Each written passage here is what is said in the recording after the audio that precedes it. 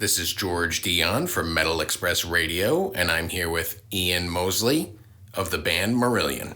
If I knew absolutely nothing about Marillion, how would you describe the band's music to me? I suppose we're kind of melodic, progressive rock, I think, maybe. That's probably what most people that know us think of us as. But really, ourselves, we don't kind of pigeonhole ourselves at all, because when we're writing music, there aren't any barriers at all. We just do whatever we feel like and see what happens. And that's definitely what it sounds like on your new album, An Hour Before It's Dark, that comes out on March 4th. You have a message in the album. It's sort of, this world's kind of falling apart, but we can do better. We can make it better. Is that a fair assessment? Yeah, that's be hard on yourself. I think that's kind of what the lyrics are about. Although, Steve, our singer, who's our lyricist, he said a few months back, a year or two back, I really don't want to write about the pandemic, but then he realised that it was just impossible not to. So that's how all that stuff crept in. And as far as the whole global situation, it's kind of, we should try and take a step back. That's what he's saying in it, and take a serious look at stuff. Now, when the band puts together an album, is everybody involved in all facets of the music, or is Steve primarily responsible for the lyrics and you guys the instrumentation? It's very much a band effort as far as the music, because the way we actually write is the five of us in a room just jamming. That's how it always starts. We just jam and we record every single thing over the course of a year or two. And then Mike Hunter, our producer, actually, as I said, records everything. Then it's a slow old process. Then he goes through every single jam and then sends us all of the jams and then says to us, okay, boys, pick your 10 favourite pieces of music out of all of this lot. And so that's what we do. And none of us know which pieces of music the other musicians are choosing. And then Mike puts it all together and then we start arranging. But Steve Hogarth he's a great piano player. So it's the five of us as far as instrumentation. But Steve is... totally singing and lyrics. He writes all the lyrics. You mentioned the single that you have out, Be Hard on Yourself, being about doing better and born out of the pandemic. Reprogramming the Gene kind of touches upon us trying to save the environment, and then Murder Machines goes back into the pandemic. This is sort of one long story with different programs. Yeah, I suppose the songs do have kind of different meanings to depend. If you listen to the album, you'll see that it relates to several things. Pandemic, the global warming situation, and life and mortality. Really, I suppose it's quite. It sounds quite depressing, doesn't it? But I don't think it is, because musically, it's a lot of the music is kind of quite uplifting, really. I think so. I think we got the balance right, anyway. Personally, I think it's, to me, after listening to it, you're right. There's an uplifting message there, and it's certainly acknowledging the darkness that's been around us that we kind of have to come out of. If we come out of this darkness, can we do better? Because, I think a lot of us in the pandemic had probably been touched by COVID and the devastations that it can have. And some have come through, a lot have come through, and a lot haven't come through. And, that's the message. I kind of take care of this by the time that I kind of get through this, when I get to the point of care. And even though it has mixed themes through it, in the end, it's coming out of the darkness of something bad. Yes, yeah, I think you're right. That's the feeling it kind of the album I hope generates really is that, if everyone's been through hell for the last couple of years, it's affected everybody, no matter what walk of life they're in. I think it's a nod to the people that, especially to the frontline workers as well. Those people that just they're working 24 hours a day to try and take care of us. So there's a bit of a nod to those people. Everyone has been affected by this. I mean, people in the arts and entertainment, I mean, it's been devastating for them as far as their careers. It's been so dreadful. Well, you know this anyway, George. Were you guys able to get into a studio to record the entire album, or did you have to record it in bits and pieces because of lockdowns? No, we're really kind of fortunate that we have our own studio, and we've kind of, what happened was at the beginning of when the pandemic kind of kicked in, we had no touring plans for that whole year. We were always going to stay off the road and spend a year in the studio just working on the album. So for the first months, we kind of, it didn't really affect us. We were just in the studio. And but as the virus got worse and worse, Steve Rothery, our guitarist, felt quite vulnerable because he has diabetes.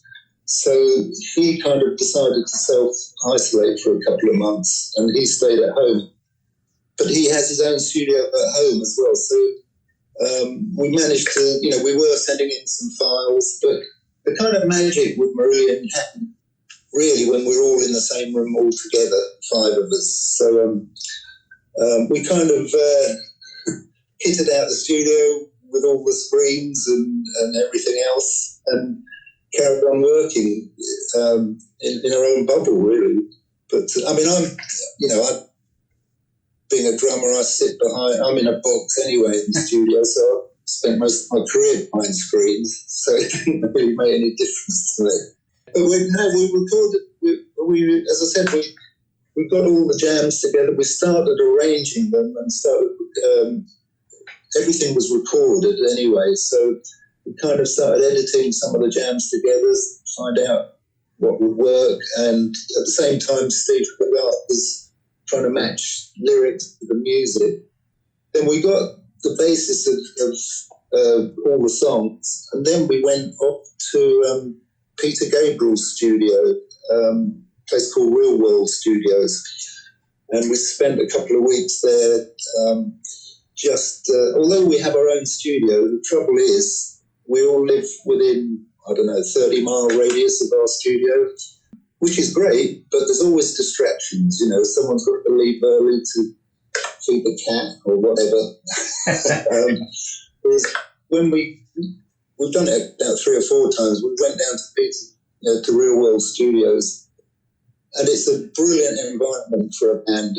It's 24-hour music as well, no distractions. So that's when the final arrangements and production started really coming together down there.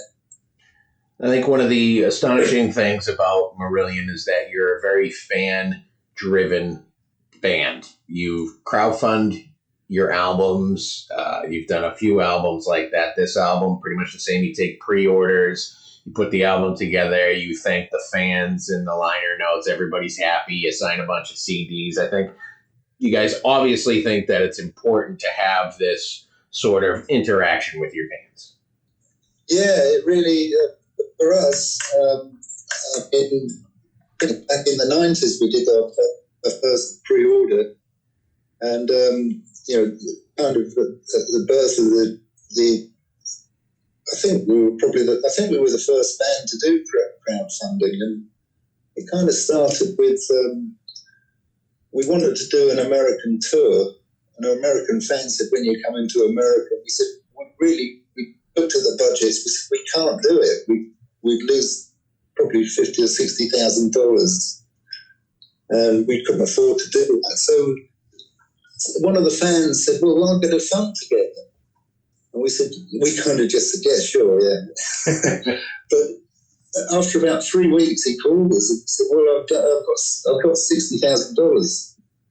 And we kind of went, what? And so we did a podcast of that. That's when we thought, well, let's see if our fan base are willing to put their faith in us and trust us to give us money for an album before it's even written or recorded.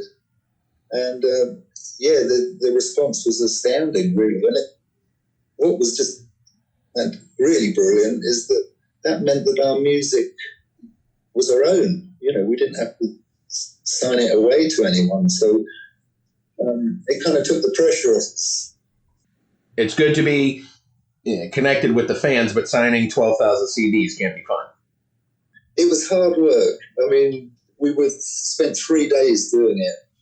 But as I said, it's just our fan base, they're pretty unique, really. And they support us. What I said, I think I don't know if you got any of that. The UK tour, and we didn't have COVID insurance, so we put it out to the fan base. Do you want to insure us?